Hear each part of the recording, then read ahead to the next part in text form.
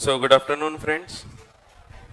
हम लोग देख रहे थे बेलमेंट और प्लेज के कॉन्ट्रैक्ट्स के बारे में, जिसमें हमने बेलमेंट के ऊपर पूरी चर्चा कंप्लीट कर चुके हैं। सबसे पहले हमने देखा था बेलमेंट का क्या मतलब है। सो बेलमेंट को समझा, उसकी डेफिनेशन देखें, उसके कुछ स्पेशल पॉइंट्स देखे, कैरेक्टरिस्टिक्स। उसके बाद फिर हमने जो उसके टाइप्स देखे, and then duties of bailee, duties of bailor, rights of bailee, rights of bailor, ये देखा। यहां तक कोई भी डाउट होंगे तो आप पूछ लो। फिर टर्मिनेशन भी देख चुके हैं हमने, कैसे खत्म होता है बेलमेंट, और फाइंडर ऑफ लॉस्ट गुड्स के क्या अधिकार होते हैं ये देखा हमने। राइट्स में एक इंपॉर्टेंट राइट देखा था हमने, राइट ऑफ लीन। पर्टिकुलर लीन प्राप्त होती है बेली को, और ये ऑटोमेटिक होती है, उसको बोलना नहीं पड़ता। He is entitled to retain the goods if he has not paid the charges for his services. तो ऐसे गुड्स जिनके ऊपर कार्य किया गया है उस पर उसको लीन प्राप्त होती है, और ये पर्टिकुलर लीन इसीलिए कहलाती है क्योंकि only that particular goods can be kept जिनके ऊपर कार्य किया गया है। फिर एक जनरल लीन भी होती है जो जनरली हर बेली को नहीं मिलती, ये मिलती है सिर्फ बैंकर्स को, wharfingers, attorneys of high courts, factors, policy brokers, इन लोगों को ये प्राप्त होती है। कोई भी डाउट है तो पूछ लो। फिर हम प्लेज के ऊपर चर्चा करेंगे। वैसे प्लेज के बारे में मैंने ऑलरेडी आपको समझा तो चुका हूं। प्लेज का मतलब है जब एक व्यक्ति दूसरे व्यक्ति को गुड्स दे रहा है, मूवेबल गुड्स, और ओनरशिप नहीं दे रहा, ओनरशिप उसी की है, बट उसने गुड्स दे दिया दूसरे व्यक्ति को और बदले में उसने लोन लेके आ गया। दैट मीन्स ये जो गुड्स रखे गए, ये कैसे रखे गए, तो for the purpose of security, कि कल चलकर अगर पैसा ना दिया जाए तो ये गुड्स को बेच सकते हैं, तो इसको ही हम प्लेज बोलते हैं। तो प्लेज को डिफाइन कैसा किया है, तो pledge is the bailment of goods, लेकिन उसका पर्पस क्या है, the security of the security for the loan. तो जो पैसा लिया गया है या फिर कोई कार्य परफॉर्म करने का वादा किया है, तो अगर हम वो नहीं करेंगे तो फिर be can sell the goods, तो उसको बेचने का राइट होता है। सो ये हमेशा पैसे के लिए किया जाएगा। सो ये डेफिनेशन तो हमने ऑलरेडी देख चुके थे, एक बार रीड कर लेते हैं।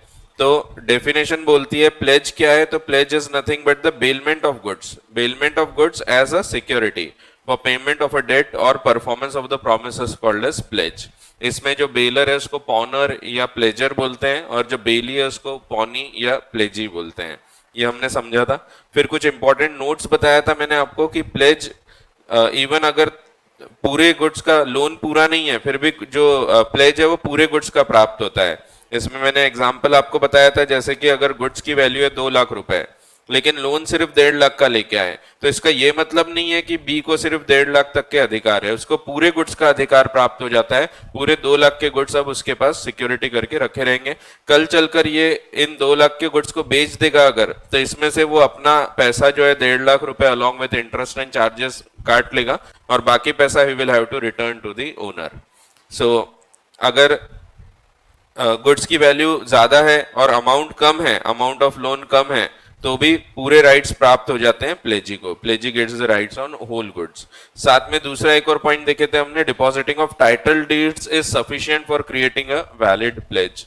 तो अगर आप टाइटल के डॉक्यूमेंट्स जमा कर देते हैं तो भी प्लेज क्रिएट हो जाता है, भले ही एक्चुअल में गुड्स हमारे पास है। जैसा मैंने आपको बताया था, एक केस हुआ था जिसमें एक प्रोड्यूसर ने कैमरास वगैरह खरीदा था, बहुत महंगे थे, लेकिन उसको पैसे की जरूरत थी फॉर प्रोडक्शन, तो इसके लिए उसने क्या किया, तो कैमरा को प्लेज कर दिया। बट प्लेज करने के बाद अगर वो बैंक में पड़े रहेंगे तो यूज कैसे करेगा, तो इसीलिए वहां पे उसने प्लेज किया bye depositing the title deeds, और उसमें एग्री किया गया था कि कल चलकर अगर मैं नहीं रीपे कर पाऊंगा तो मैं कैमरा आपको हैंड ओवर कर दूंगा। सो यहाँ पे प्लेज क्रिएट हो गया even by depositing the title deed. So ये देखे थे, main difference between the bailment and pledge is the purpose. उसका मकसद क्या है, तो बेलमेंट में पर्पस कुछ भी हो सकता है, लेकिन प्लेज में हमेशा पर्पस होगा to provide for security for the debt और performance of the promise. Difference between दिए हुए हैं। सो सबसे मेन तो वही है difference, purpose, objective. So delivery of goods for some purpose, कोई भी पर्पस हो सकता है in case of bailment, like safe custody, hiring, repairing, कुछ भी हो सकता है। लेकिन प्लेज में delivery of goods as a security for the debt और performance of some promise. Nature, bailment एक जीनस है। जीनस का मतलब होता है it is a wider category.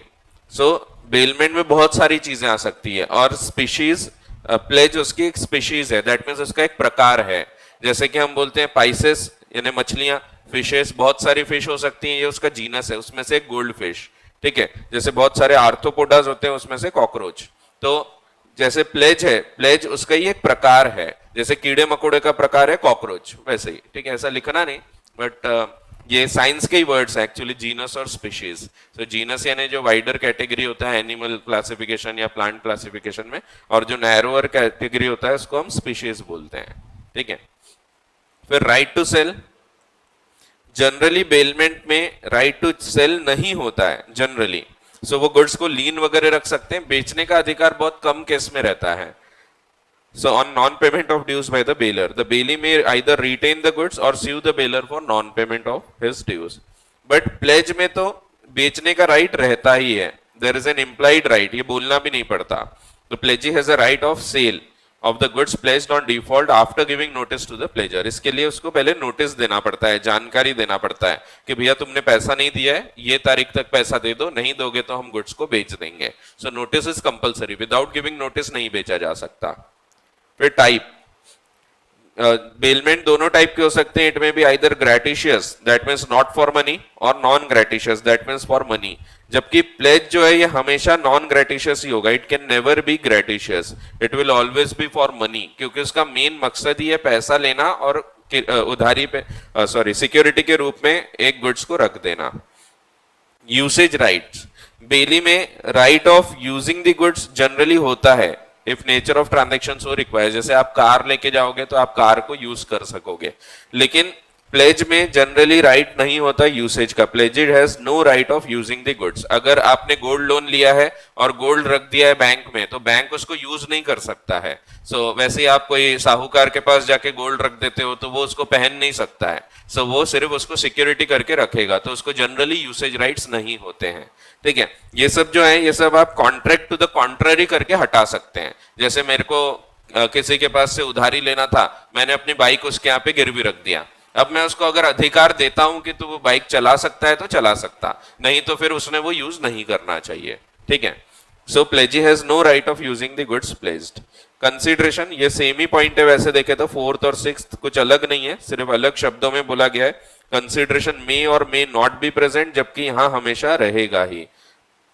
Discharge of contract, contract कैसे खत्म होता है, तो बेलमेंट खत्म होता है आफ्टर द टाइम और purpose is accomplished, so after specified time या फिर अकम्प्लिशमेंट ऑफ द पर्पस। लेकिन प्लेज खत्म होता है after the repayment of loan और परफॉर्मेंस ऑफ द प्रॉमिस। जो डेट है वो रीपे कर दिया तो हमारा प्लेज खत्म हो जाता है, ठीक है। तो कुछ नया नहीं है, सब चीजें सिमिलर ही है, क्योंकि बेलमेंट में जो पढ़ चुके हैं वही चीज प्लेज में रहेगी, वो उसी का एक प्रकार है, सिर्फ थोड़े बहुत चेंजेस हैं। अब राइट्स हमको अगर देखना है तो राइट्स भी अगेन सेम तो रहेंगे ही। पहले प्लेजी के या पौनी के जो राइट्स हैं वो पहले तो जो बेली के राइट्स हैं वो रहेंगे ही, बट उसके अलावा एक्स्ट्रा के कुछ राइट्स प्राप्त होते हैं, इसको हमको अलग से पढ़ना है। सो वही चीजें यहाँ पे बताई गई है। एंड साथ में वैसे ड्यूटीज, ड्यूटीज भी सेम दिखेगी आपको। ड्यूटीज में जो बेली की ड्यूटीज है वही प्लेजी की ड्यूटीज है। आपने बेली की ड्यूटीज में पढ़ा था ही should take reasonable care, same duty दिखेगी आपको। ही should not make unauthorised use, वही दिखेगा। नॉट टू मिक्स, फिर रिटर्न करना है, return with accretions, not to defeat the title, तो वो सब चीजें आपको वैसे की वैसे देखने को मिलेगी। सो वही है, देखो, रीजनेबल केयर, अनऑथराइज्ड यूज नहीं करना, मिक्स नहीं करना, वो सब चीज दी है। ये एक एक्स्ट्रा है, violation of terms of pledge नहीं होना, रिटर्न करना एंड एक्रीशंस भी रिटर्न कर देना, ठीक है। सो रीड करते हैं पहले rights and duties of pledgee, फिर rights and duties of pledgor. फिर एक और टॉपिक है कि कब कब एक व्यक्ति ओनर ना होते हुए भी प्लेज क्रिएट कर सकता है, और इसके बाद ये वाला टॉपिक कंप्लीट हो जाएगा, ठीक है। सो पढ़ते हैं, छोटा सा ही टॉपिक बचा है, तो इसके बाद एजेंसी भी हम आज ही चालू कर देंगे। सो राइट्स ऑफ पॉनी या प्लेजी। सो पॉनी को या प्लेजी को क्या राइट्स है? अब मैं डायग्राम बार बार नहीं बनाता, आपके पास बने हुए हैं, आपको पता है। तो पॉनी यानी कौन? जिसके पास गुड्स रखे गए हैं। समझो ए ने बी के पास गुड्स रख के आया तो बी हो गया प्लेजी या पॉनी, ठीक है। तो इसके क्या राइट्स हैं ये अभी हम देख रहे हैं, ठीक है। तो डायग्राम बार बार बनाने की जरूरत नहीं है, तो आपको अब वो मन में ऑटोमेटिक क्लिक होना चाहिए, ऑटोमेटिक बन जाना चाहिए कि किसकी बात हो रही है, ठीक है। तो राइट्स ऑफ पॉनी और प्लेजी। पहला है राइट ऑफ रिटेनर। रिटेनर का क्या मतलब है? दैट मीन्स वो अपने पास रख सकता है, रिटेन कर सकता है। सो क्या रिटेन कर सकता है वो? तो गुड्स के पोजीशन को रिटेन कर सकता है। जैसे यहाँ पे गोल्ड इसने यहाँ पे दिया था एज अ सिक्योरिटी, अगर लोन रिपेमेंट नहीं हो रहा है तो ऐसे केस में gold can be retain by the pledgee, तो उसको राइट होता है टू रिटेन, तो रिटेन दी गुड्स। तो इसी को हम लीन भी बोलते हैं, right of retainer, that means he can retain the goods, ये गुड्स का राइट है, ठीक है। सो ये रिटेनर का राइट, दैट मीन्स एज अ उसको जो लीन का राइट होता है उसी प्रकार से अधिकार मिलेगा। Pawnee can retain the goods placed for non payment, for payment of debt, that means जब तक के उधारी वापस नहीं होती या परफॉर्मेंस ऑफ प्रॉमिस नहीं होता तब तक के वो डेट, तब तक के गुड्स को रिटेन कर सकता है। जब तक हमने लोन वापस नहीं किया he can retain the goods, but एक बार हमने लोन चुका दिया है तो उसका काम है उसने ये गुड्स वापस कर देना चाहिए। फिर इसके साथ में जब हमने लोन चुकाया तो लोन के साथ में हमने क्या करना चाहिए? तो पेमेंट, प्रिंसिपल पेमेंट तो होना ही चाहिए, साथ में इंटरेस्ट ऑफ द डेट, जो भी इंटरेस्ट है वो भी पे करना पड़ेगा। अगर हमने ये भी नहीं पे किया तो भी he can retain the goods, and साथ में all the necessary expenses incurred by him in respect of position और preservation of the goods placed. So जो एक्सपेंसेस होते हैं नेसेसरी वो भी, सो जैसा हमने बेलमेंट में भी देखा था वैसे ही सेम प्रकार की चीज यहाँ पे भी अप्लाई होती है। जैसे इवन आपने गारंटी में भी पढ़ा था, गारंटी में डेट तो रीपे करना ही चाहिए, साथ में इंटरेस्ट एंड कॉस्ट, वैसे यहाँ पे भी है कि अगर हम उधारी लेके आएंगे तो जाहिर सी बात है प्रिंसिपल प्लस इंटरेस्ट, और अगर कोई खर्चा है तो वो भी रीपे करना पड़ता है। तो वही यहाँ पे लिखा हुआ है कि अगर पौनी को हमने पैसा नहीं चुकाया, पैसा कौन कौन सा? Payment of the debt, that means principal, interest and necessary expenses, तो ऐसे केस में he can retain the goods. दूसरा है right of retainer for subsequent advances. Subsequent यानी बाद में अगर और कोई एडवांस दिया है तो फिर यहाँ पे उसका राइट कंटिन्यू हो रहा है ऐसा हम मानते हैं। वैसे जनरल रूल ये है, जनरली हम ये मानते हैं कि इसको पर्टिकुलर लीन का अधिकार प्राप्त होता है, even though he has not performed any services on the goods, फिर भी हम मान लेते हैं कि उसकी जो लीन है ये पर्टिकुलर लीन है।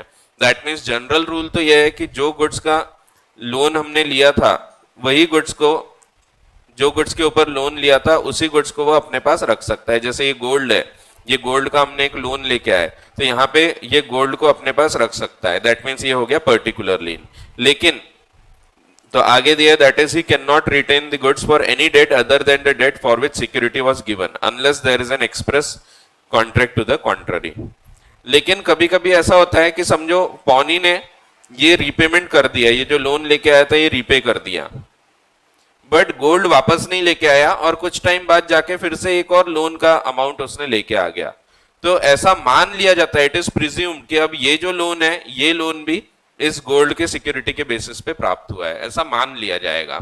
तो वैसे इसकी जो लीन होती है पर्टिकुलर होती है, but if the pawnee makes a fresh advance to the same debtor, अगर फ्रेश एडवांस दिया गया है, फ्रेश लोन दिया गया है, तो इट विल बी प्रिज्यूम्ड, मान लिया जाएगा that the debtor has agreed to create on the goods already placed a lien for the fresh advance, ऐसा मान लिया जाता है। तो सेक्शन 174 बोलता है कि इट विल बी डीम्ड कि आप जब फिर से लोन लेके आ रहे हैं तो आप फिर से उस गुड्स को सिक्योरिटी के रूप में रखने को तैयार हैं, तो इट विल बी डीम्ड। तो even though it is particular lien, लेकिन ये एक और डीमिंग प्रोविजन यहाँ पे अप्लाई होता है। प्रिज्यूम कर लेना मीन्स मान लेना, ठीक है। तो अगर एक लोन हमने रीपे कर भी दिया, ये वाला लोन था मान लो लोन ए, ये लोन ए हमने रीपे कर दिया, बट ये लोन बी जो है, ये बी लोन को अगर हमने नहीं रीपे किया है तो उसके अगेंस्ट भी ये गोल्ड को रखा जा सकता है। फिर right to extraordinary expenses, pawnee is entitled to receive from pawnor any extraordinary expenses incurred, तो ये भी जनरल रूल है by him for the preservation of goods placed. Extraordinary expenses जो भी होते हैं वो हमेशा ओनर को बेयर करना है। तो आपको मैंने बेलमेंट वाले केस में ही बताया था कि बेलमेंट में ध्यान रखो दो प्रकार के खर्चे होते हैं, एक नॉर्मल ऑर्डिनरी एक्सपेंसेस, वो जिसको बेनिफिट मिलता है वो बेयर करता है, लेकिन एक्स्ट्रा ऑर्डिनरी हमेशा ओनर करता है। सो यहाँ ओनर कौन है, तो यहाँ प्लेजर इज दी ओनर। तो प्लेजर की जिम्मेदारी है कि जो भी एक्स्ट्रा ऑर्डिनरी नुकसान होगा वो बेयर करेगा। जैसे गुड्स का अगर कोई डिस्ट्रक्शन हो गया है तो ये ओनर बेयर करेगा। सो वही राइट है प्लेजी का, तो प्लेजी can claim the extra ordinary expenses from the pleasure. ठीक है। सो एक्स्ट्राऑर्डिनरी, जितने भी एक्स्ट्राऑर्डिनरी एक्सपेंसेस है, क्यों, क्योंकि जनरल रूल है आपका, सिंस ओनर ये बेयर करता है, since pledger as an owner is liable for extraordinary expenses. तो इसका बेसिक रूल वो है क्योंकि he is the owner, pledger is the owner, तो प्लेजर की जिम्मेदारी है, प्लेजर की जिम्मेदारी वही राइट है प्लेजी का। हम क्या पढ़ रहे हैं अभी, प्लेजी के राइट्स। ठीक है, तो यही प्लेजर की जिम्मेदारी है क्योंकि एक्स्ट्राऑर्डिनरी एक्सपेंसेस ये ओनर ने बेयर करना चाहिए। फिर pawnee's right where the pawnor makes default, यहां एक्स्ट्रा के राइट्स मिल जाते हैं अगर टाइम पे रीपेमेंट ना हो। जैसे यहाँ पे हमने ये लोन लेके आया था बट लोन का रीपेमेंट नहीं किया, तो ऐसे केस में अब बी को क्या अधिकार है, एक अधिकार है, he can sell the goods, sell करके जो भी पैसा आएगा उससे अपना लोन रीपे कर लेगा। बचा पैसा एक्स्ट्रा मिला तो इसको वापस कर देगा, अगर कम मिला तो अभी भी इस पे एक्शन लेके रिकवर कर सकते हैं, कम मिला तो अभी भी लायबिलिटी बची होती है। एक ये राइट है कि ही can sell the goods and claim the balance, बचा हुआ जो पैसा है वो इससे क्लेम कर सकता है। दूसरा राइट है वो गुड्स बेचे नहीं, वो डायरेक्टली केस फाइल कर ले, इसके ऊपर केस फाइल कर लेगा और गुड्स को होल्ड करेगा एज अ सिक्योरिटी, अभी भी वो एज अ कोलैटरल सिक्योरिटी उसको होल्ड कर सकता है। ठीक है, तो कोर्ट जाने का भी राइट है। सो वही दिया है, if the pawnor makes a default, जब डिफॉल्ट होगा, जब उसने पेमेंट नहीं किया in payment of the debt और performance at the stipulated time of the promise in respect of which the goods were pledged, the pawnee may, तो pawnee को यहाँ अधिकार है, pawnee may bring a suit, पहला है केस फाइल करे against the pawner upon the debt or promise, and यहाँ वो बेचेगा नहीं क्योंकि केस फाइल कर रहा है, तो he will only retain the goods pledged as a collateral security। और दूसरा अधिकार उसका होता है he may sell the goods on giving the pawner a reasonable notice of sale, तो उसको जानकारी देना जरूरी होता है, विदाउट गिविंग नोटिस ये बेच नहीं सकता। It is the right of पॉनर, पॉनर का अधिकार है कि उसको पहले जानकारी मिले, नोटिस मिले, उसके बाद गुड्स बेचे जाए। इवन बैंक से अगर हम लोन लेके आते हैं तो बैंक डायरेक्टली के नॉट सेल, वो आपको पहले नोटिस भेजेगा कि भैया आपका लोन पेंडिंग है, ये तारीख तक पे कर दो नहीं तो हम बेच देंगे, तो उसके बाद ही बेच सकते हैं। फिर बेच दिया, बेचने के बाद अगर proceeds of such sale are less then the amount due in respect of debt or promise, pawner is still liable for the balance। फिर अगर proceeds of sale are greater than the amount so due, pawnee shall pay over the surplus to the pawner, तो बेच के ज्यादा पैसा आया तो अपना पैसा रख लो, बाकी पैसा उसको वापस कर दो। ठीक है, तो बैंक भी प्रॉपर्टीज बेचता है तो ऐसे ही करता है, अपना लोन का अमाउंट अलॉन्ग विद इंटरेस्ट काट के बाकी पैसा वापस दे दिया जाता है।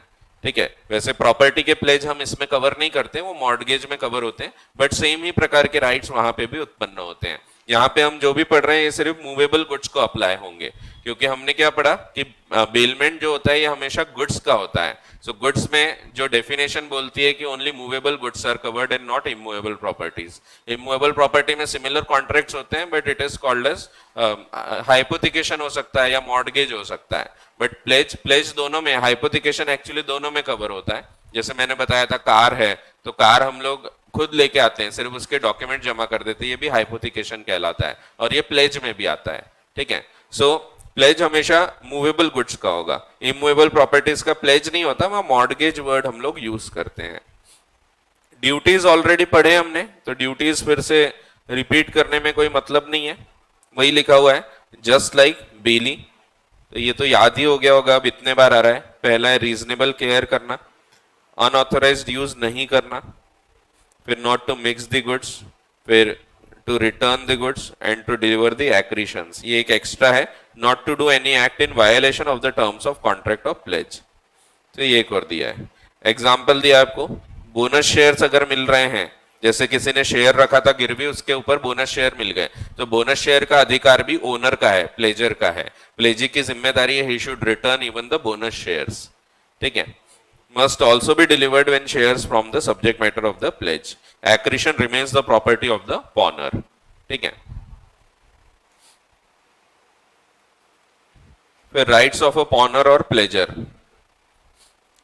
क्या क्या राइट्स हैं इसके? प्लेजर के राइट्स, प्लेजर का अधिकार है कि भाई उसने अगर लोन लेके आया और रीपे नहीं भी कर रहा तो पहले नोटिस दें, उसके बाद बेचें। विदाउट गिविंग नोटिस उसको नहीं बेच सकते। सो वही दिया है।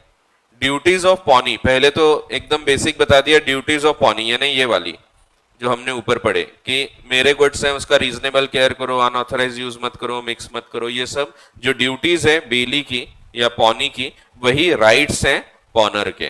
तो एनफोर्समेंट ऑफ पॉनीज ड्यूटीज, तो ये सब जो ड्यूटीज हैं ये इसके राइट्स हैं। तो वही लिखा हुआ है पहले तो, the duties of pawnee are the rights of pawner. The pawner can therefore enforce by suit all the duties of the pawnee enumerated above, जो ऊपर लिखे हैं ये, as his rights. For example, if pawnee makes an unauthorized sale without giving notice as required under section 176, pawner can file a suit for redemption of the goods, treating the sale as void. Of course, after depositing with the court the full amount. Or for damages for conversion, similarly, pawner has a right to receive the pledged goods back, the return लेना, along with accretions, if any, on making the payment of stipulated date and so forth. So ये जितने भी duties हैं ये सब duties बन जाती है राइट्स ऑफ दी पॉनर। ये हो गई बेसिक एक राइट। दूसरा एक राइट है डिफॉल्टिंग पॉनर्स राइट टू रिडीम। ये एक और इंपॉर्टेंट राइट होता है जो पॉनर को प्राप्त होता है। क्या होता है आपको पता है, प्लेज के केस में समझो यहां पे लोन लेके आए थे, इसकी यहां पे ड्यू डेट है, it is due to be repaid. मान लो यहां पे उसको वापस कर देना चाहिए था पैसा। अब यहां एक अपन इसको हाइपोथेटिकल ये भी ले लेते हैं, समझो 1 अप्रैल को लोन लेके आया और समझो 31 जुलाई को वापस कर देना चाहिए था, बट इसने वापस नहीं किया, तो यहां पे ये डिफॉल्ट कर देता है। अब पॉनर ने डिफॉल्ट कर दिया तो पॉनी का क्या राइट है, he can sell the goods, पर सेल करने के पहले वो क्या करेगा, नोटिस देगा। समझो उसने नोटिस दिया और नोटिस देके उसने बोला, मान लो यहां पे उसने नोटिस सेंड किया और नोटिस में उसने टाइम लिमिट दे दिया कि तुम रीपेमेंट कर दो एक पर्टिकुलर तारीख तक, एक फाइनल डेट दे दिया उसको कि ये तारीख तक के रीपेमेंट कर दो, इसके बाद मैं गुड्स को बेच दूंगा। यहां उसको रीसेल करने का अधिकार है, तो रीसेल के बदले सेल बोलता हूं मैं, सेल करने का अधिकार है, तो राइट टू सेल यहां मिलता है उसको। तो पहले ड्यू डेट पे पेमेंट नहीं होगा, नोटिस देंगे, नोटिस के बाद एक पर्टिकुलर डेट दी जाएगी कि ये डेट तक पेमेंट कर लो। मान लेते हैं हम उसने डेट दे दिया था 31 अक्टूबर, सो 31 अक्टूबर की डेट दिया था कि यहां तक के पेमेंट कर दो, नहीं तो मैं गुड्स बेच दूंगा। अब यहां पे भी पेमेंट नहीं हुआ, यहां भी डिफॉल्ट हो गया, तो यहां बेचने का राइट है, इसके बाद उसको राइट टू सेल मिल जाता है, right to sell the goods. अब यहां पे अगर वो बेचने के पहले पॉनर के पास पैसे आ गए और पॉनर यहां जाके टेंडर करता है, पॉनर ऑफर्स टू पे फुल अमाउंट, तो यहां पे अब सवाल यह आता है कि क्या अभी पॉनी इससे पैसा लेगा या उसको बेच देगा, यानी उसके पास क्या राइट है क्या ऐसा। तो एक्चुअली पॉनर के पास राइट है कि पॉनर बोल सकता है कि मैं पैसे लेके आया हूं तो अब तुम मत बेचो, बेचने से रोक सकता है वो, इवन आफ्टर दिस डिफॉल्ट। सो वैसे लिखा हुआ था कि ये डेट के बाद मैं बेच दूंगा, लेकिन ये डेट के बाद भी जब तक एक्चुअल सेल नहीं होता ना, तब तक पॉनर को राइट होता है कि वो जाके अभी भी अपने गुड्स प्राप्त कर सकता है बाय पेइंग दी अमाउंट। सो ये लिखा है कि डिफॉल्टिंग पॉनर, उसने डिफॉल्ट कर चुका है but still he has a right to redeem, उसको अभी भी यहां पे भी राइट टू रिडीम मिलता है इवन आफ्टर द डिफॉल्ट। सो अगर प्लेज के कॉन्ट्रैक्ट में लिखा भी है कि अगर ये डेट तक तुम नहीं दोगे तो इसके बाद से तुम ये गुड्स वापस नहीं ले सकते, तो this clause will be void, ऐसा प्रोविजन वॉइड रहेगा। तो ऐसा नहीं लिख सकते कि भाई ये डेट के बाद नहीं दोगे तो तुम्हारे गुड्स हम बेच देंगे और तुमको ये वापस नहीं मिलेंगे। अगर इसके बाद भी बिफोर द एक्चुअल सेल ये आके अगर पैसा देता है तो he has a right to claim his own goods, तो उसका ये राइट है, इसीलिए इसको हम बोलते हैं डिफॉल्टिंग पॉनर। ये डिफॉल्ट कर चुका है, उसका राइट है still to redeem the goods, वो वापस ले सकता है अभी भी, even after the date of default, final date, एकदम फाइनल डेट देने के बाद भी। सो वही लिखा है, a pawnor who defaults in payment of the debt amount at the stipulated date, तो जो स्टिपुलेटेड डेट थी उस दिन पे भी उसने पेमेंट नहीं किया, फिर भी he has a right to redeem the debt at any subsequent time before the actual sale of the goods pledge. जब तक एक्चुअल सेल नहीं होता तब तक he has a right to redeem. तो ये ऑफर करता है, पॉनर ऑफर्स, ऐसा आना चाहिए, ऑफर्स टू पे द फुल अमाउंट, तो यहां पे he can claim the goods, जो भी गुड्स उसने प्लेज किया था वो वापस क्लेम कर सकता है। अगर ऐसा लिखा भी होगा कि ये डेट के बाद इट विल बिकम इररिडीमेबल, तो it will be a void provision. So वही लिखा है आगे, thus an agreement that pledge should become irredeemable, तुम रिडीम नहीं कर पाओगे, if it is not redeemed within a certain time would be invalid, तो इसको हम इनवैलिड बोलेंगे। Of course the pawnor redeeming after the expiry of specified time, इसके बाद रिडीम करेंगे तो he must pay to the pawnee in addition to any expense, in addition any expense which have arisen from his default, तो जो नुकसान हुआ होगा वो भी हमको यहाँ पे करना पड़ेगा, ठीक है। बट उसको राइट होता है, ऐसा हम नहीं बोल सकते कि तुमने अब ये तारीख तक नहीं पे किया तो अब तुम ये गुड्स प्राप्त नहीं कर सकते, he still has a right. So अगर ऐसा लिखा भी है, the agreement that pledge should be irredeemable, if it is not redeem within a certain date it would be void, it would be invalid, ठीक है। So ये एक extra का राइट है जो आपको बेलमेंट में नहीं दिखता है। फिर ड्यूटीज, अब ड्यूटीज अगेन सेम है, एकदम copy paste. Duties of owner are as follows.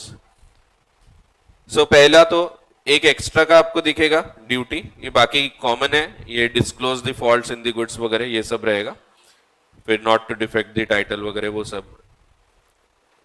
हाँ, तो the duties of owner are as follows. पहली ड्यूटी है टू रीपे द डेट, ये तो जिम्मेदारी है ही कि भाई तुमने गुड्स लेके आए थे और बोले सॉरी लोन लेके आए थे, बोले थे कि ये तारीख तक पैसा मिल जाएगा, तो वो तारीख तक पेमेंट कर देना चाहिए, ये एक पहली जिम्मेदारी है पॉनर की। अब हम किसकी बात कर रहे हैं? पॉनर की।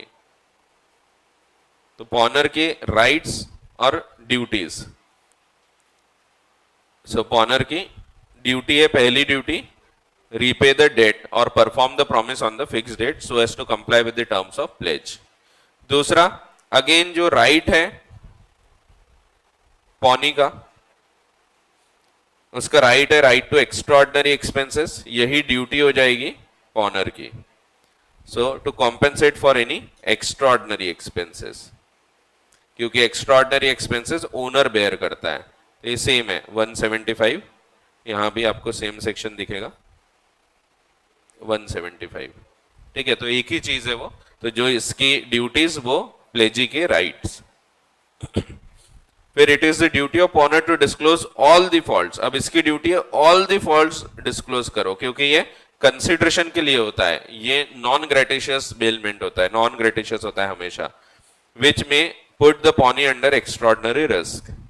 If the loss occurs due to pawnee's defect of title, जैसे मैंने आपको अगर नीरज सर का मोबाइल दे दिया और मैंने लोन उठा लिया, इसके कारण आपका कोई नुकसान हुआ, तो मेरी जिम्मेदारी है मैं वो रीपे करूं, वही सेम एग्जांपल से ये सब पढ़ चुके हैं अपन ने। So if the loss occurs to the pawnee due to defect in pawnor's title to the goods, pawnor must indemnify the pawnee. If the pawnee sells the goods due to default of pawnor, the pawnor must pay the deficit. तो इसके बाद भी जो नुकसान है, deficit है, अगर कम पैसा मिला तो वो पैसा पे करने की अभी भी जिम्मेदारी रहती है। तो ऐसा है, यहां तक कोई डाउट है तो पूछ लो। वैसे ये सिंपल है, इन पे आपको मेजरली कोई क्वेश्चन खास नहीं आते क्योंकि बेलमेंट पे आते हैं। आपको एक क्वेश्चन ये वाले पॉइंट पे जरूर आएगा, ये दोनों पॉइंट इंपॉर्टेंट, नोट वाले जो है ना, ये दोनों पॉइंट इंपॉर्टेंट है। इसका क्वेश्चन एक देख लेते हैं, मैं बता देता हूं आपको, फिर हम लास्ट टॉपिक जो बचा हुआ है वो देखते हैं।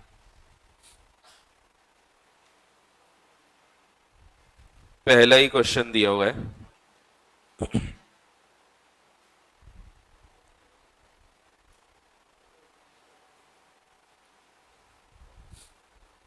तो फर्स्ट क्वेश्चन देख लो।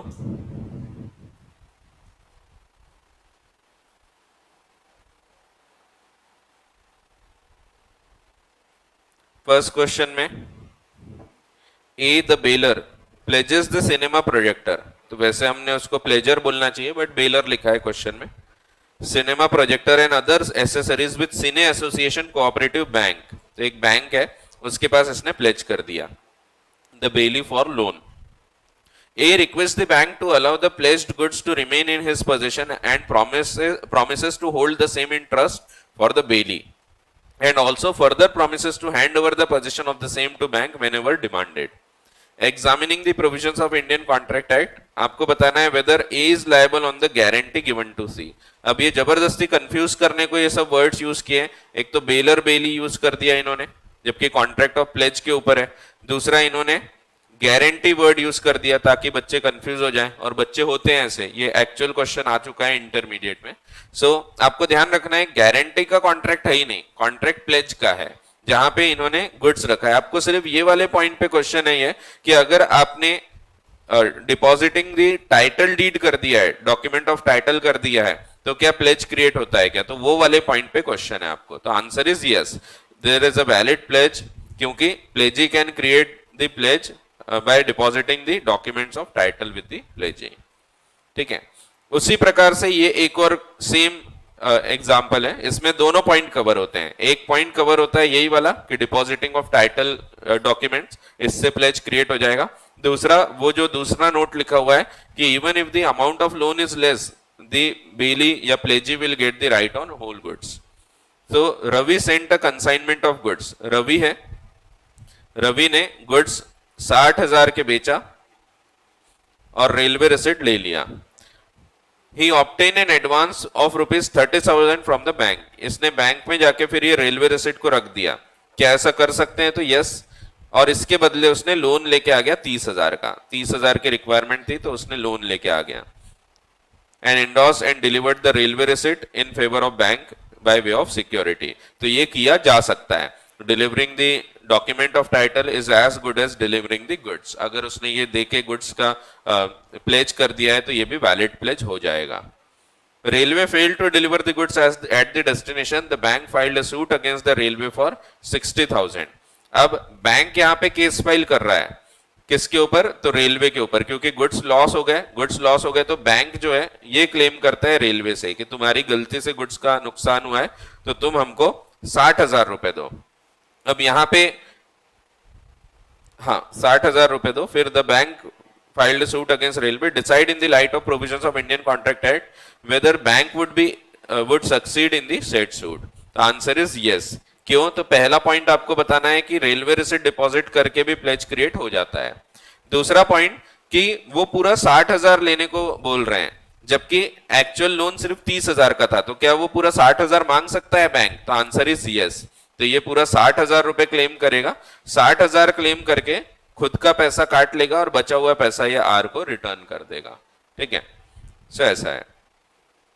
तो बैंक वुड सक्सीड, यहां पे वो पूरा क्लेम कर सकता है। तो ये वो दोनों नोट्स इसमें काम आते हैं। फिर ये कुछ बेसिक क्वेश्चंस हैं, पहले एक जमाने में इतने आसान क्वेश्चन भी आते थे।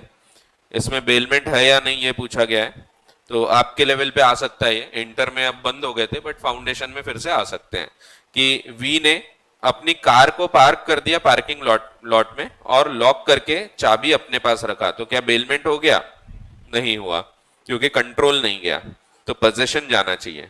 Scissor of goods by customs authority, क्या यहाँ पे बेलमेंट क्रिएट होता है, आंसर इज यस। इस पे भी हमने केस देखे थे, state of Gujarat versus Memon Mohammad, इस पे भी केस है कालिया पेरुमल वर्सेस विजा लक्ष्मी, ये हमने पढ़ा था। बाकी ये सिंपल है, A hires his cycle to B, hires है, दैट मीन्स पैसे के लिए काम कर रहा है, ठीक है। The brakes of cycle are loose, A को नहीं पता है फिर भी ही विल बी लायबल, क्योंकि जब पैसे के लिए काम करते हैं तो he is liable for all the faults, ठीक है। तो इनमें लेकिन लिखते वक्त ध्यान रखना, सिर्फ ये मत लिखना कि ड्यूटीज ऑफ बेली वगैरह, आपको क्लियर लिखना पड़ेगा कि यहाँ पे बेलर की जिम्मेदारी तो है, बट ये पहले आपको बेलमेंट को आइडेंटिफाई करना पड़ेगा। Since it is the hire of goods, इसीलिए ये एक नॉन ग्रेटिशियस बेलमेंट है जिसमें पैसे के लिए काम किया गया है। और फिर आपको उस हिसाब से लिखना है कि नॉन ग्रेटिशियस बेलमेंट होने के कारण it is the duty of bailor to disclose all the faults and he will be liable even if he is not aware of the faults, क्योंकि पैसे के लिए काम हो रहा है, ठीक है। तो आपको पहले वो आइडेंटिफाई करना है, उसके बाद पूरा आंसर आपको लिखना पड़ेगा, ठीक है। तो लिखा ये baler for reward is responsible for all the defects, ठीक है। बाकी ये सिंपल है, ये मिक्स कर दिया, घी था वो घी को मिक्स कर दिया, फिर ये गाय थी उसको बछड़ा हो गया, तो उस प्रकार के हैं। ये सनी वाला एग्जाम्पल है।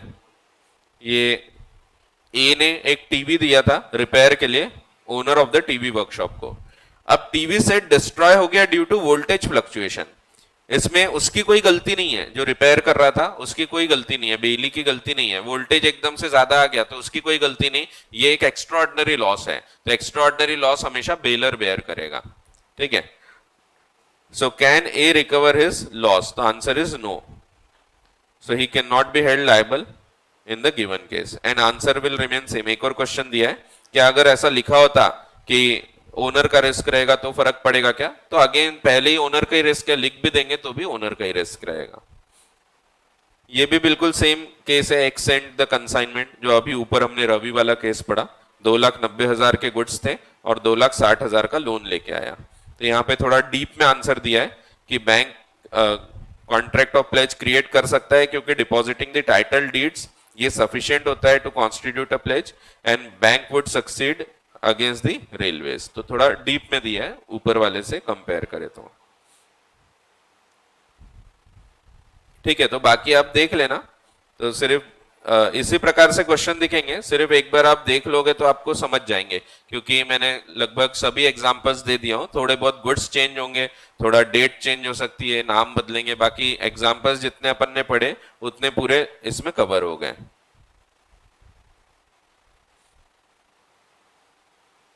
ठीक है। बाकी सिंपल ही है, आप एक बार देख लेना, कोई भी अगर डाउट रहता है तो फिर मुझसे आप पूछ सकते हैं। फिर लास्ट टॉपिक जो बचा है इसको हम देख लेते हैं इस चैप्टर का।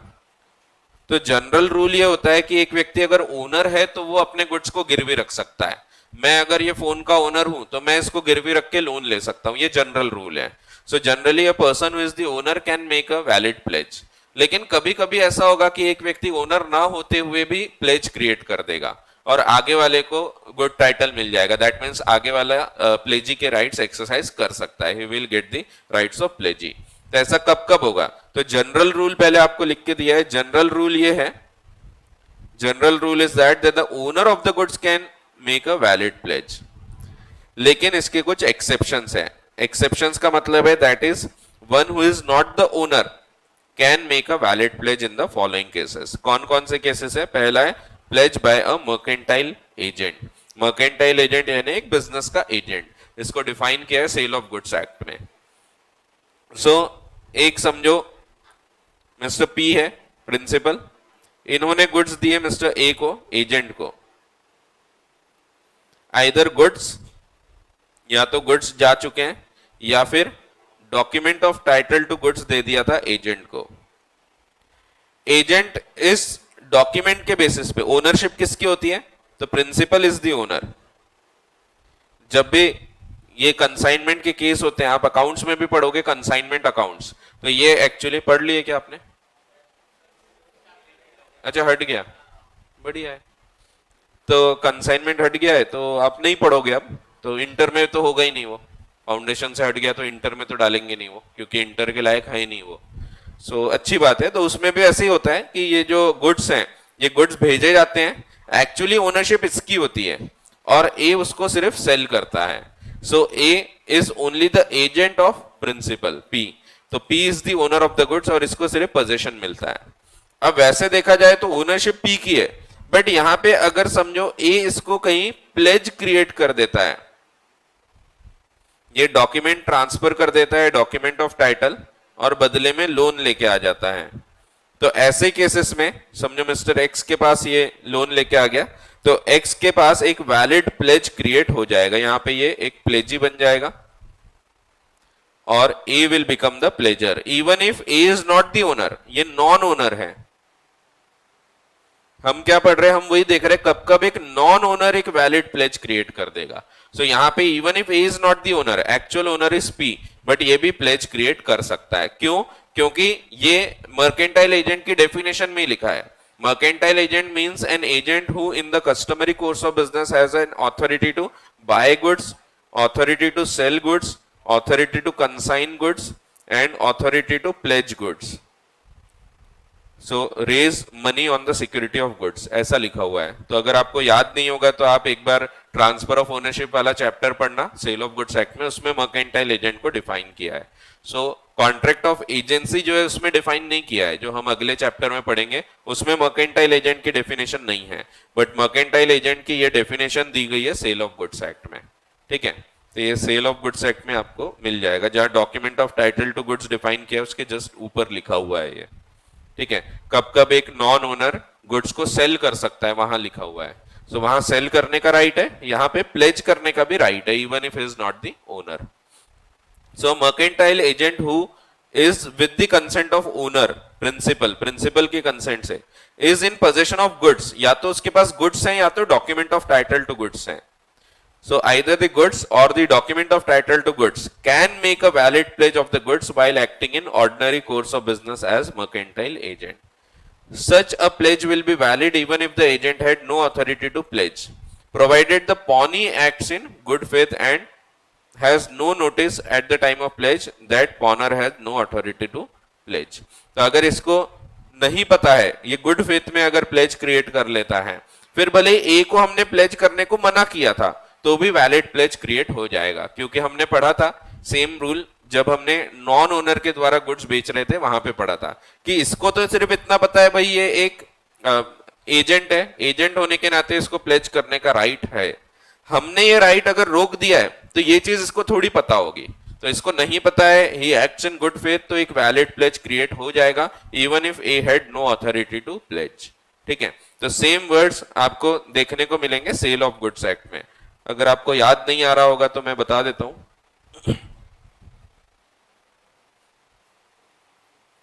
जिन्होंने अभी किए हैं सेल ऑफ गुड्स एक्ट मेरे साथ में पढ़े हैं तो उनको तो याद हो गई, बट जिन्होंने पहले कोई बैच में किए हैं या कहीं और पढ़े हैं उनको याद नहीं होगा, तो मैं उनको बता दूं कि ट्रांसफर ऑफ ओनरशिप का एक चैप्टर है अपने बुक में, उसमें कब कब एक नॉन ओनर गुड्स बेच सकता है। जनरल रूल है कि गुड्स बेचे जा सकते हैं by owner, nemo date Quad non habet, ये एक जनरल रूल है, लेकिन इसका एक्सेप्शन है सेल बाय मर्केंटाइल एजेंट, और ये सेम ही एक्सेप्शन वहां पे पढ़ रहे हैं हम प्लेज बाय मर्केंटाइल एजेंट। ठीक है, इसमें मर्केंटाइल एजेंट को डिफाइन किया है, mercantile agent means an agent who in the customary course of business has an authority to sell goods, to consign goods, to buy goods and to raise money, that means pledge goods, ये define किया है।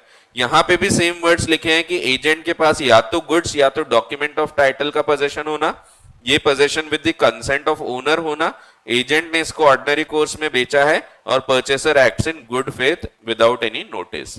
तो ऐसे case में even if the agent has exceeded his authority तो भी ये valid cell हो जाता है। सेम चीज हम यहाँ पे पढ़ रहे हैं, कुछ नया नहीं है, इसमें सिर्फ सेल के बदले प्लेज हो रहा है। तो even if the agent has exceeded his authority, तो इसको थोड़ी पता होगा, ये तो जो इंप्लाइड अथॉरिटी है उस हिसाब से मान लेगा कि ए क्योंकि एजेंट है तो he can create a pledge, और अगर ये प्लेज क्रिएट करता है और एक्स गुड फेथ पे काम करता है तो फिर ये वैलिड प्लेज क्रिएट हो जाएगा। ठीक है, तो जीएफ का मतलब गुड फेथ। आप बोलोगे सर वो एक्स भी लिखा है, ये जीएफ भी लिखा है, रिलेट हो रहा है ये तो एक्स, तो नहीं, ऐसा कुछ नहीं है। सो सेम रूल है। अब इसको ही और डीप में पढ़ना है तो मैंने सिमिलर चीज सोगा में बताया हूं, सेल ऑफ गुड्स एक्ट, तो उसमें आप जाके एक बार और डीप में देखना है तो उसका वीडियो देख सकते हैं। ठीक है, फिर mercantile agent is one who has the authority to, फिर से डेफिनेशन दी है, cell buy raise money on the security of goods. Pledge in this case can be effected through the pledge of documents like bill of lading, railway receipt. तो ये document of title रख के भी pledge create हो जाता है. अगर आपने document of title नहीं पढ़ा होगा तो पहले वो जाके जरूर पढ़ लेना, क्योंकि वो नहीं समझाए तो बहुत सारे कॉन्सेप्ट फिर समझ में नहीं आएंगे. फिर ये भी सिमिलर है, cell by person in possession under a voidable contract. यहां पे सेल लिखा हुआ था, अब प्लेज के बारे में हम पढ़ रहे हैं.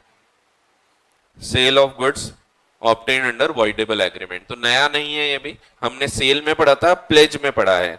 आपको पता है कि अगर समझो मैं क्लास में पढ़ा रहा था, एक भाई आता है, ये भाई आके मुझसे मारपीट करके मेरी कार अपने नाम करके चला जाता है और 1 करोड़ की कार है, वो मुझे बदले में देता है 1 लाख रुपए. तो 1 लाख रुपए देके उसने 1 करोड़ की कार ले गया.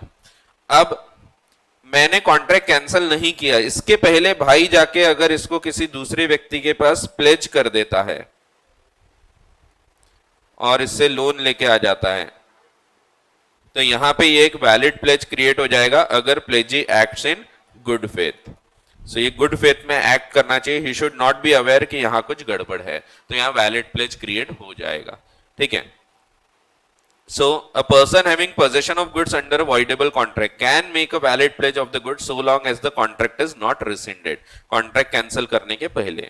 The pawnee gets a good title to the goods provided he acts in good faith and without notice of pawner's defect of title. ठीक है, सेम चीज है, ये भी कुछ नया नहीं है. फिर फोर्थ वाला भी सेम है, थर्ड अभी छोड़ दो, थर्ड बाद में बताता हूं. सो प्लेज बाय को owner in possession, joint owners.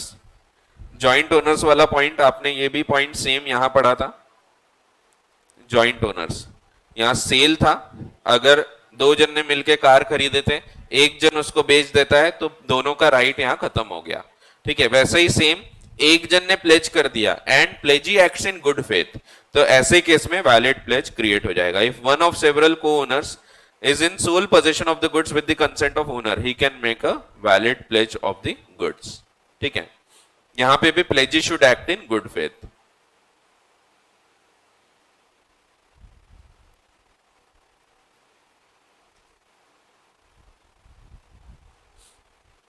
अगले दो भी सेम है. अगले दो आपने पढ़े थे, sale by seller in possession of goods after sale.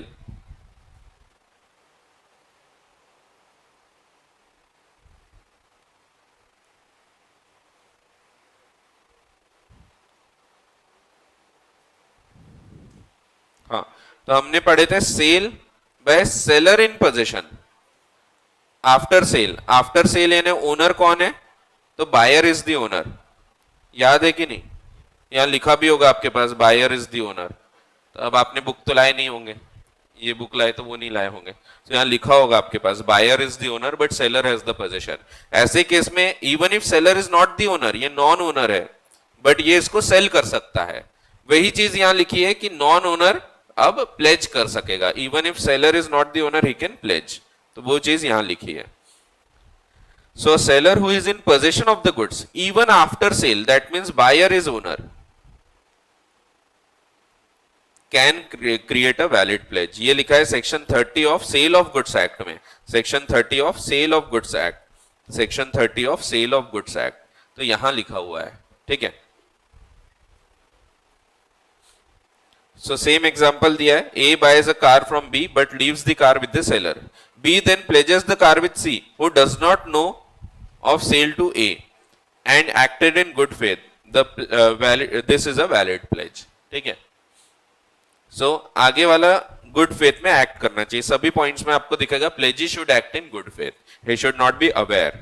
और बिल्कुल same pledge by buyer in possession, इसका अपोजिट जो था pledge by buyer in possession of goods over which the seller has some rights. That means seller is the owner. यहाँ पे seller owner है and buyer possession hold कर रहा है. Section 30 same, तो वही लिखा है section 30 of sale of goods act.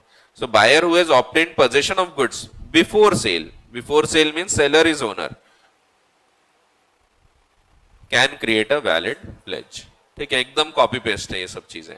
सो कुछ भी इसमें नया नहीं दिखेगा आपको, ये सब एक्सेप्शंस में।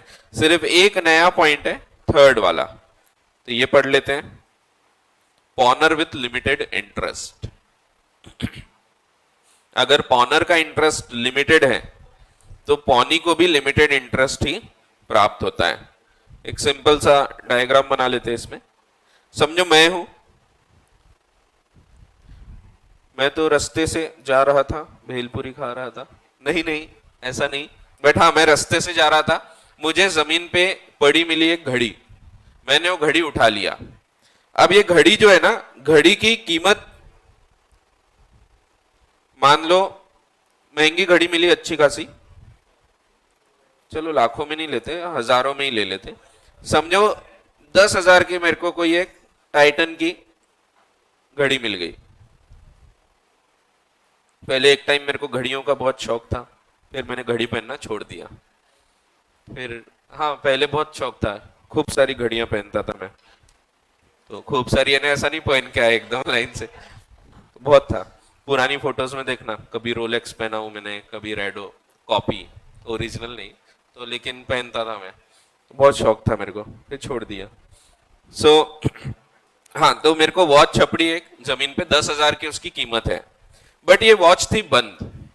मैं इसको रिपेयर करने जाता हूं, रिपेयर एक शॉप में, और इससे रिपेयर करवा के इसको ले लेता हूं।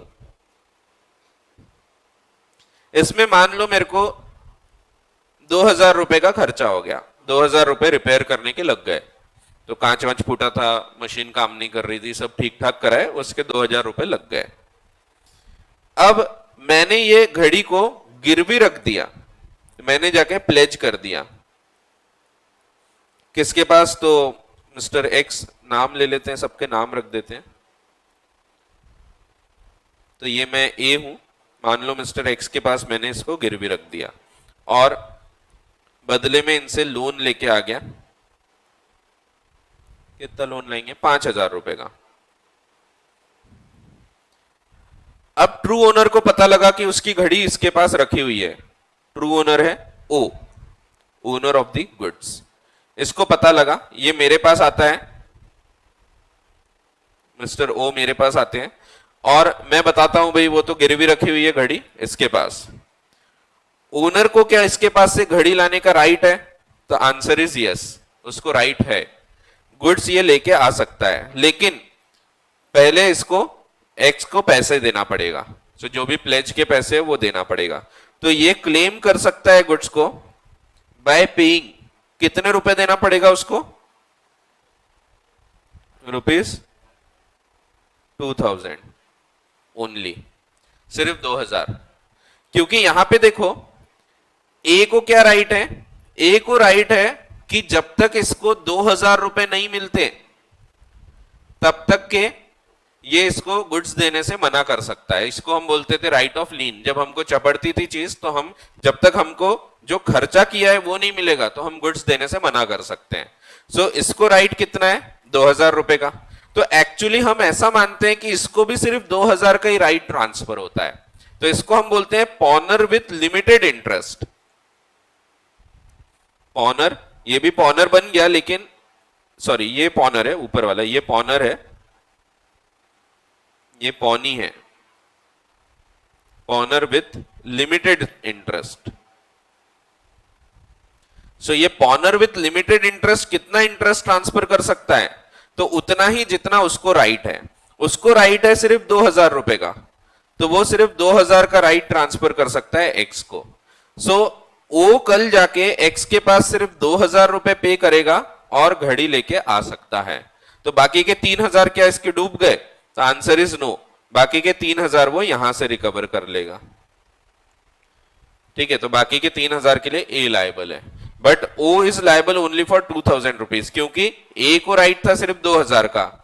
सो जितना राइट इसका था उतना ही राइट इसको ट्रांसफर होता है। तो ये भी वही रूल पे आधारित है, no one can transfer a better title. So इसका जितना टाइटल है, इसका 2,000 रुपए का अधिकार है, उतना ही अधिकार इसको ट्रांसफर होगा, nemo dat quod non habet के हिसाब से। ठीक है, तो इसको हम बोलेंगे पॉनर विथ लिमिटेड इंटरेस्ट। अब ये वाला पॉइंट पढ़ के देखो, अब आपको समझ जाएगा। तो where a person pledges goods in which he has only a limited interest, the pledge is valid only to the extent of that interest. So illustration दिया है, X finds a watch. ये तो गड़बड़ हो गई. So X अपन ने इसको बना दिए. So नाम बदल सकते हैं. एक काम करो ना, यहां बदल लेते हैं अपन. A finds a watch. ये इसीलिए क्योंकि फिर मैं यहाँ चेंज करूंगा तो कंफ्यूजन होगा. वैसे होना नहीं चाहिए, बट आप अगर ये डायग्राम से मैच करेंगे तो फिर कंफ्यूज हो जाओगे. यार X तो ये है, A तो वो है, तो कंफ्यूज हो जाएगा. इसीलिए चेंज कर लो तो बेटर रहेगा. ठीक है. A finds a watch on the road, gets the same repaired, ठीक करवाया at the cost of ₹100. अब 100 रुपए पे ठीक कराया उसने, and pledges the same for ₹500, और प्लेज कर दिया, 500 रुपए लेके आ गया. True owner O can recover the watch only by paying ₹100. वो सिर्फ 100 रुपए देके ये वॉच लेके आ सकता है, क्योंकि जितना इसका राइट है उतना ही राइट एक्स को ट्रांसफर होगा, तो ओनर उतना पैसा देके गुड्स ला सकता है. फिर बाकी का पैसा किससे लेगा? तो ऑनर से. सो pledgee can claim balance from A. तो बाकी का जो पैसा है वो A से क्लेम कर सकता है. इसको हम बोलेंगे पॉनर with limited interest. He can transfer only his interest. जितना उसका राइट था उतना ही ट्रांसफर कर सकेगा. ठीक है. इसके पीछे का जो रूल है वो रूल वही है, नेमो डेट क्वेड नॉन हैबिट. नेमो डेट क्वेड नॉन हैबिट. सो उसके आधार पे ये रूल निकल के आता है.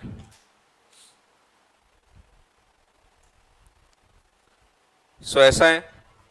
इसके क्वेश्चंस करो. बहुत सारे तो मैंने बता दिया ऊपर ऊपर, बाकी भी सिमिलर ही मिलेंगे आपको, थोड़ा बहुत चेंज दिखेगा आपको.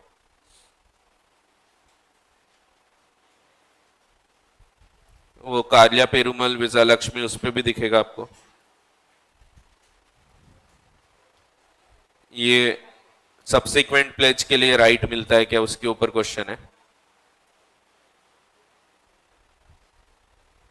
अब वो उसके टर्म्स आप पूरा पढ़ोगे तो उसका आंसर समझेगा सही है गलत है. एक बार पढ़ लेना पूरा.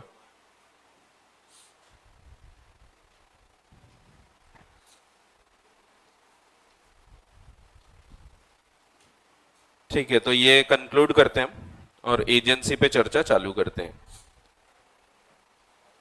ये पेज नंबर गलत है, ये पेज नंबर सही है. ठीक है. ये इंटर की बुक के पेज थे.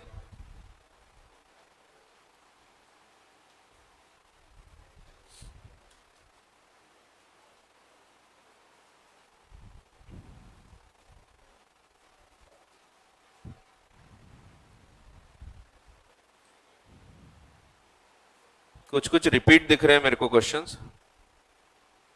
जैसे ये अम्ब्रेला वाला है. ड्यूरिंग रेनी सीजन वो अम्ब्रेला लेके जाता है, बारिश आ गई एकदम से, जैसे आज का मौसम है, बदलता है कभी कभी, एकदम से भक्क से बारिश आ गई, तो उसने छतरी लेके आया नहीं था, तो दोस्त की छतरी वापस ले जाता है. फिर उसको 2 दिन के लिए लाया था, 1 हफ्ते तक रख लिया. उसके बाद वापस कर रहा था, एक्सीडेंटली गिर जाता है और अम्ब्रेला टूट जाता है. तो किसको नुकसान बेयर करना है? वैसे ये एक्स्ट्रॉर्डिनरी लॉस है तो वैसे ओनर बेयर करता है. बट यहाँ पे क्योंकि इसने वापस नहीं किया, बेली ने अपनी ड्यूटी पूरी नहीं किया, ही has not return the goods even after 2 days, तो इवन एक्सीडेंटल लॉस होगा तो भी अब बेली विल बेयर द लॉस. तो ये यहाँ भी दिख रहा है और ये सेम यहाँ दिख रहा है. राज गिव्स हिज अम्ब्रेला 2 दिन के लिए, सेम एग्जाम्पल है. तो रिपीट भी दिख रहे हैं क्वेश्चंस, आप देख लेना एक बार. इजी है, ऐसा कोई बहुत डिफिकल्ट नहीं है. ठीक है. तो सिर्फ आपको रिवीजन ज्यादा करना पड़ेगा ये चीजों पे, तो रिवाइज करते जाओ, इजीली आप इसमें स्कोर कर सकोगे. ठीक है. और बुक में इतने क्वेश्चन है ना भर भर के, इसके बियॉन्ड कुछ नहीं आएगा. सो ये बुक में जितने क्वेश्चन है उसमें नाम वाम बदल के कुछ ना कुछ पूछा जा सकता है. फिर कॉन्ट्रैक्ट ऑफ एजेंसी अगली क्लास में अब हम पढ़ते हैं. एजेंसी क्या होता है तो ये देखेंगे. अगले हफ्ते अपने को एक्स्ट्रा क्लासेस मिलने वाली है, क्योंकि स्टैट्स आपका खत्म हो जाएगा, तो अपने को 2 घंटे की क्लासेस मिल जाएगी फिर. सो अपने लिए अच्छा रहेगा, 2 घंटे के हिसाब से अपन फिर थोड़ा और जल्दी जल्दी कवर कर पाएंगे. तो एजेंसी तो अपना अगले हफ्ते वैसे ही कंप्लीट हो ही जाएगा। फिर इसके बाद अपन कंपनीज एक्ट चालू कर लेंगे, फिर एलएलपी पढ़ लेंगे थोड़ा बहुत यानी बचा ही थोड़ा बहुत है अब फाउंडेशन में, बाकी इंटर में चला गया एलएलपी। सो एलएलपी में ये वाले नोट्स में आपको एलएलपी दिया होगा, सो वो एलएलपी इससे पढ़ना, अब वो बुक से मत पढ़ना, पुरानी बुक से, क्योंकि वो बुक में खूब डीप में दिया हुआ था, अब वो पूरा हट गया है। तो ये बुक में गिनती के आपको 8-10 पेज दिखेंगे, उतना ही पढ़ना है अब आपको। सो एलएलपी भी पढ़ लेंगे, तो कंपनीज एक्ट, एलएलपी, और फिर आखिर में नेगोशिएबल इंस्ट्रूमेंट्स पढ़ेंगे। सो आपको भी आपके मॉड्यूल में भी लास्ट में दिया है नेगोशिएबल इंस्ट्रूमेंट्स, अपन लास्ट में पढ़ेंगे वो, ठीक है। सो कंक्लूड करते हैं, मिलते हैं नेक्स्ट क्लास में। Thank you.